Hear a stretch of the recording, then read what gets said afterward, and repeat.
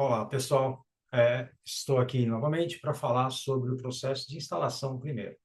Lembrar que a versão 13 do Vim, nós temos disponível também a instalação no ambiente Linux.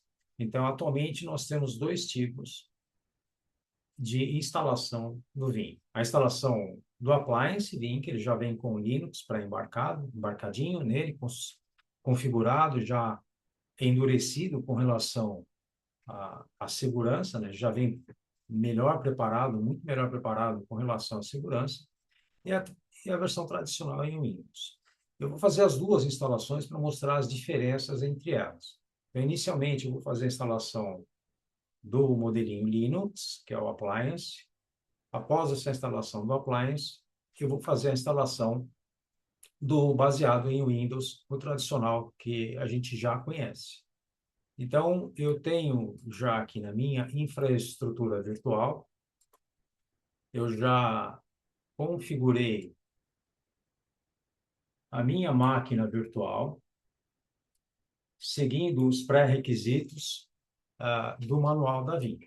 Então, antes da gente começar efetivamente o processo de instalação, eu vou mostrar aqui onde você pega as informações necessárias para que você possa fazer a instalação do Vim corretamente.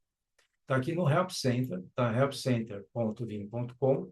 Nós temos aqui a parte de Vim Data Platform. Então, seleciona esse ícone, Vim Data Platform, e aqui já vai trazer você imediatamente para aquilo que você deve seguir em termos de documentação, em termos de requisito, aquilo que você consegue fazer ah, na sua configuração. Então, você pode começar esse aqui, olha, iniciando. Na verdade, é bem interessante a gente olhar primeiro o Release Notes. O Release Notes ele é um documento bastante importante que ele fala detalhes, né, das configurações. Aqui, por exemplo, no Release Notes, ele vai te dizer, por exemplo, se existe alguma carga de máquina que não é mais suportada, ou uma carga de máquina que ela precisa ter uma atenção especial, quais são as funcionalidades novas do produto, quais são as funcionalidades que vão deixar de existir no produto. Eventualmente, se você tem a versão 11 do Vim ou a versão 12 do Vim, vai te indicar ali qual é uma funcionalidade que pode prevenir, não deixar você fazer um upgrade direto. Então, você tem que ler esse Release Notes. O Release Notes ele é uma documentação, é um arquivo, né, um documento de grande importância para a gente. Ok? Depois do Release Notes, eu recomendo que você venha aqui nos guias e já venha aqui no Getting Started. Aqui você já pode ver System Requirements, os máximos que nós temos, as permissões de instalação e operação, e assim por diante. A gente tem também aqui para o produto Vim1 e também para o produto Recovery Orchestrator. Temos para esses três produtos aqui, ok? Então, eu já dei uma olhada aqui, tá vendo? No System Requirements, perdão, aqui no System Requirements, a gente pode dar uma olhadinha e a gente só pode vir aqui direto no System Requirements da parte de Backup Infrastructure, a gente tem aqui o Backup Server. Então, você pode observar que temos aqui a possibilidade de instalar o appliance, esse daqui é baseado em Linux, e temos logo abaixo a instalação no Windows tradicional. Então, como eu disse, eu vou começar pelo próprio appliance, né? Então, eu já criei a minha máquina virtual, VBR V13 Appliance. Essa máquina virtual, ela já tem a mídia instalada. No meu caso, eu estou usando máquina virtual, né? Então, eu coloquei 16 CPUs, 64 GB e dois HDs de 300 GB cada um. E já conectei a minha ISO. Então, agora basta eu dar power on nessa máquina e seguir o processo de instalação. Então, já venho aqui, eu pego a console de instalação. Olha só que interessante. Como eu havia dito, essa máquina, esse deploy baseado no appliance, ele já é mais seguro. Então, o que ele está dizendo ali para mim? Assim, olha, somente sistemas baseados com UEFI ou EFI é suportado para que você faça a instalação do Linux. O que vem a ser EFI? Nós temos duas formas de dar boot numa máquina. A gente tem o tradicional BIOS, o BIOS tradicional, e temos também o EFI. O EFI, ele é um shell seguro. Ele consegue verificar checksum, por exemplo, assinatura. Então, durante o processo de boot, ele já valida se as mídias que estão sendo carregadas durante o processo de boot são mídias que não foram comprometidas em algum ponto. Então, nesse caso, o que eu preciso fazer? Eu preciso alterar a minha máquina para que ela debute através do UEFI. Então, vamos lá. Vou desligar a minha máquina. É bem rápido isso daqui. Altero o processo de boot, aqui em VM Options, Boot Options, e seleciono que eu quero usar o EFI. Ok? E vou dar o boot novamente. Vamos lá? Pronto. A telinha agora de processo de instalação foi contemplada aqui para mim. Então, agora eu consigo fazer o processo de instalação. Bom, essa mídia, ela contém não somente o Vim Backup Replication, mas também contém o Vim Backup Enterprise Manager. Eu vou gravar depois um vídeo sobre o Enterprise Manager, mas só para adiantar, o Enterprise Manager, ele é um produto que ele consolida várias instâncias de Vim Backup Replication. Então, se a sua empresa possui vários data centers, por exemplo, em cada data center ela possui um Vim Backup Replication, você pode utilizar o Vim Backup Enterprise Manager para consolidar parte da administração desses Vim Backup Replications. Assim, você não consegue fazer muitas coisas com o Vim Backup Enterprise Manager, mas grande parte da operação, do dia a dia, você pode fazer através do Enterprise Manager. Tá? E também temos aqui a opção de configuração de UEFI. Vamos dar Enter. Eu quero fazer uma instalação nova. Se for uma reinstalação, eu posso também obter ali o processo de reinstalação e vou fazer a instalação nova. Nesse momento, ele vai fazer algumas validações, como, por exemplo, se eu não tiver 2 discos, ele não permite que a instalação vá para frente. Ele vai travar e vai falar assim, olha, você precisa colocar um segundo HD. Então, aqui é só você deixar o processo de instalação acontecer, que daqui a pouco o produto vai estar instalado para nós. Eu vou dar um pause nessa gravação para que a gente não veja só o processo de instalação acontecendo. Já já eu volto. Ok. Após parte do processo de instalação ter sido carregado na memória, agora ele vai baixar naqueles disquinhos que foram criados, né? Então você dá yes e o processo de instalação vai continuar. Aqui mais um pouquinho, ele demora alguns minutos para fazer a instalação. Eu vou dar um pause novamente. Ok. Então, o processo de instalação está praticamente no final. Agora a gente só precisa responder algumas perguntas, concordar com os termos, né, com o EULA e assim por diante, né? Então, você vai, no meu caso, eu vou dar accept em tudo e vou atribuir o hostname desse servidor, né? Eu vou usar o mesmo hostname que a minha máquina virtual foi aplicado, que é esse aqui. Então, eu vou deixar o hostname igual ao nome da minha máquina virtual, só por questão de conveniência, né, que vai ser VBR-V13-appliance.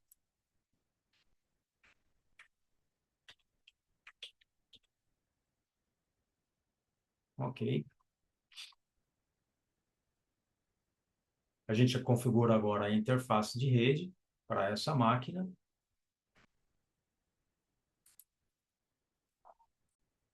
Eu vou atribuir endereço estático, no meu caso.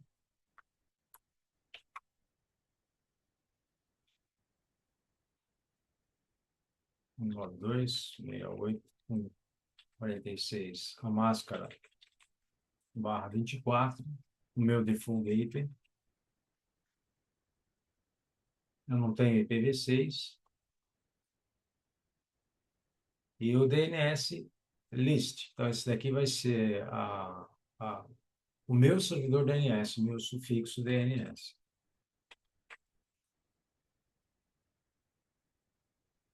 Apply. Opa, perdão. Esse seria o IP do meu DNS. Eu acabei colocando o meu sufixo.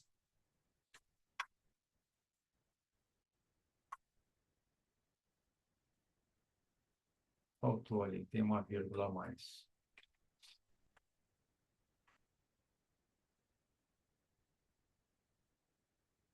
Ok, agora foi. Bom, então agora já está com o endereço IP.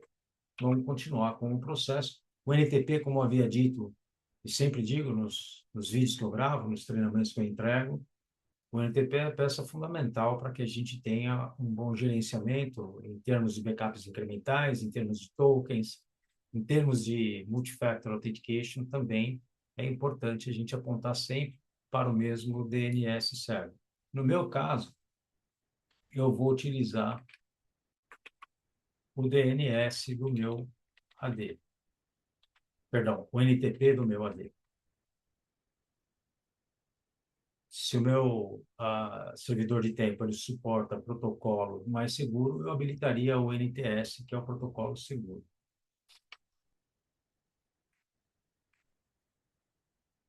Vamos dar um next.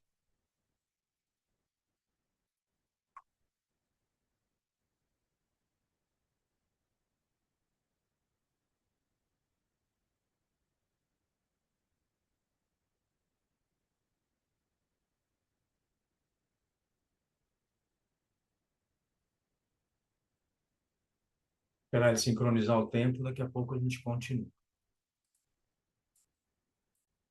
Eu havia colocado o endereço IP do meu DNS server errado, por isso que ele não sincronizou. Mas uma coisa importante também que a gente deve alterar é o time zone. Então, a gente pode alterar o time zone para refletir o nosso horário no Brasil, né? Vamos selecionar Brasil.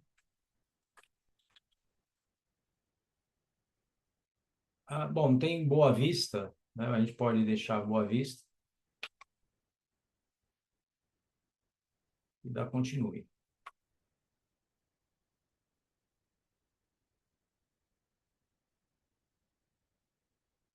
Bom, nesse ponto, a gente tem que atribuir a senha do usuário Vim admin, né? Então, o usuário utilizado aqui para instalação, o usuário chamado Vim admin, e a gente tem que atribuir a senha para esse usuário. Eu vou atribuir uma senha com, com 16 caracteres para ele atender os requisitos. E aqui, nesse caso, a gente já pode fazer integração com o teu aplicativo de múltiplos fatores de autenticação. Se você não tiver, um deles é o Duo, né? Um bastante utilizado. Então, aqui basta você selecionar Show QR Code, usar o teu celular, por exemplo, para atribuir o segundo fator de autenticação. Eu vou fazer esse processo e daqui a pouquinho eu volto aqui com o vídeo. Após você fazer a integração com o teu aplicativo de MFA, o Duo Authenticator da Microsoft, por exemplo, você vai digitar o código que ele gerou e já consegue dar continuidade no processo de configuração.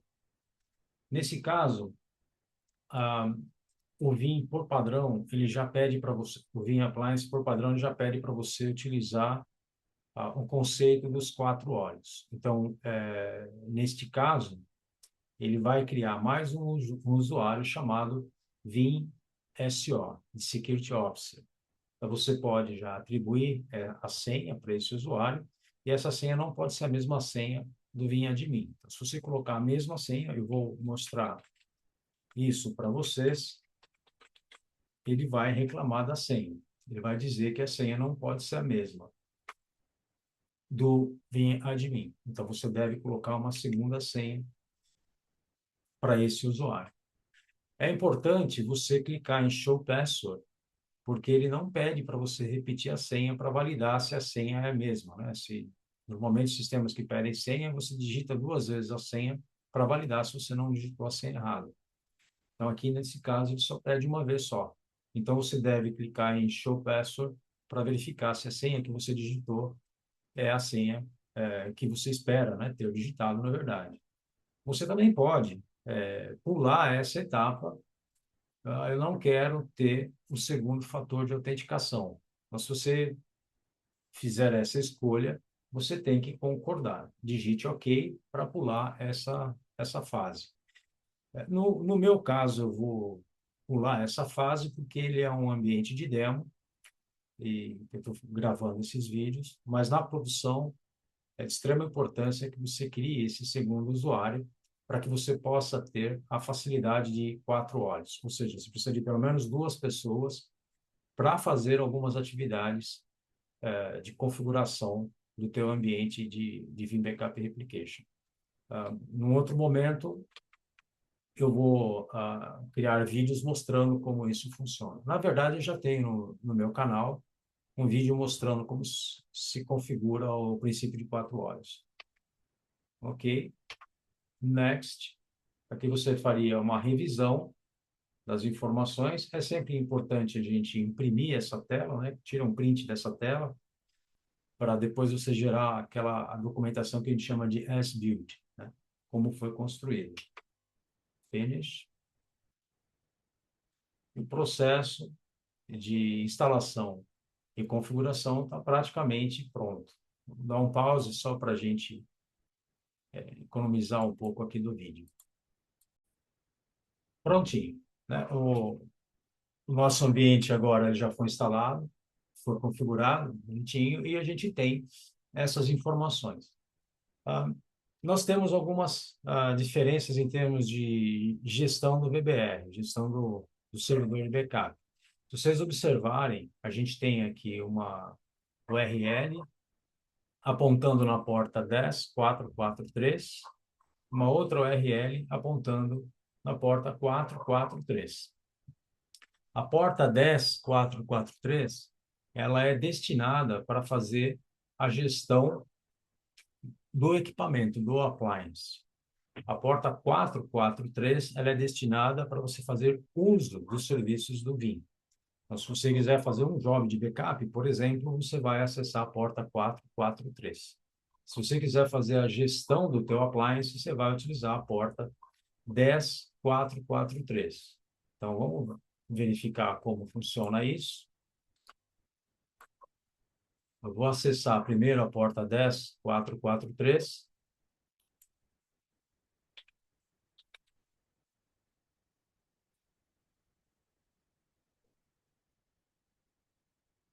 E, na sequência, eu vou acessar a porta 443.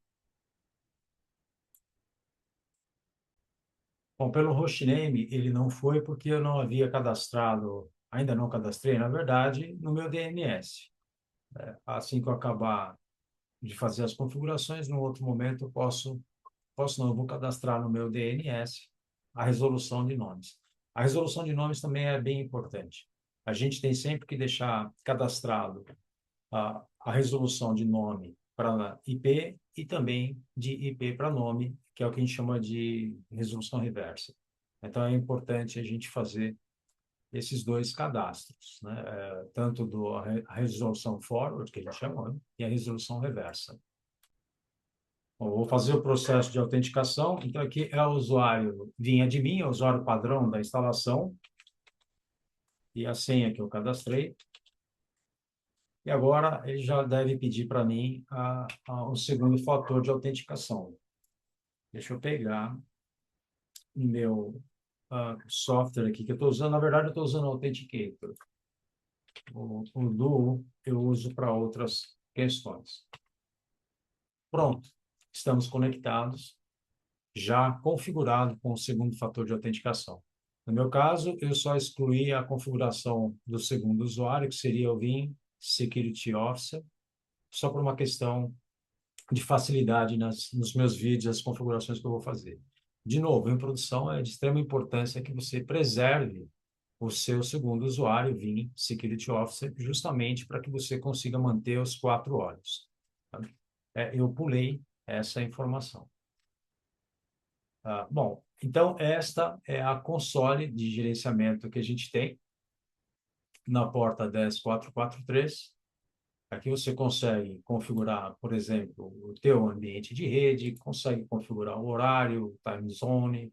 Se você precisar colocar mais um servidor de tempo, é importante ter mais que um, né? Existe o protocolo LNTP, ele é bastante sofisticado, vale a pena você colocar vários servidores de tempo, né? Acesso remoto, se você permite ou não o acesso remoto, ou seja, acesso remoto se você quiser se conectar nesse teu appliance através de SSH, você libera.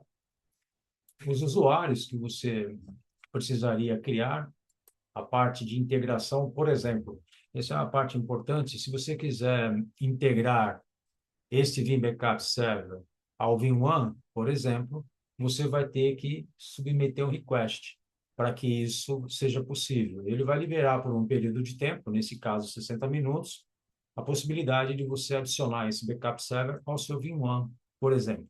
Então, essa é uma segurança adicional que a gente tem. Vai ficar limitado por 1 hora. As atualizações, né? Está dizendo que meu sistema está atualizado. Ele verificou a atualização há 8 minutos. E a parte também de logs e serviços, né? Então, a gente tem algumas configurações que eu vou explorar depois, com mais detalhes, essas configurações.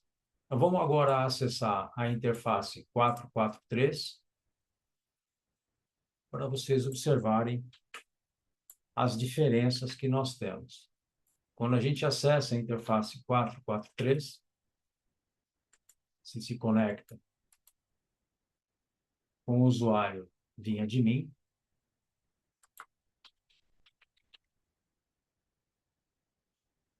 aquela senha complexa.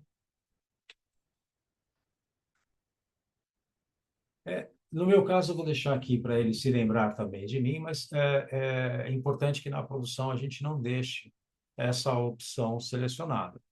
E veja aqui, olha, a informação que ele dá, olha, faça o download da console baseada em Windows para que você tenha uma experiência 100%. O que acontece? A interface de uso do Vim Backup Replication através da web, ela não tem todas as opções que a gente tem na interface baseada em Windows. Isso possivelmente, provavelmente, vai ser portado para a interface gráfica, mas por enquanto nós não temos todas as funcionalidades na interface web.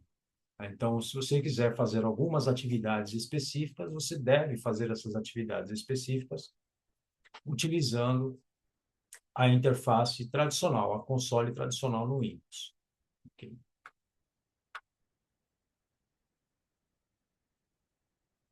Então, justamente essa é uma outra informação que ele nos dá. Então, se você percebeu alguma feature que não está disponível aqui para vocês, então é interessante que você faça aqui o download no seu notebook, por exemplo, da console Windows. Aí você vai ter uma experiência de 100% no ambiente.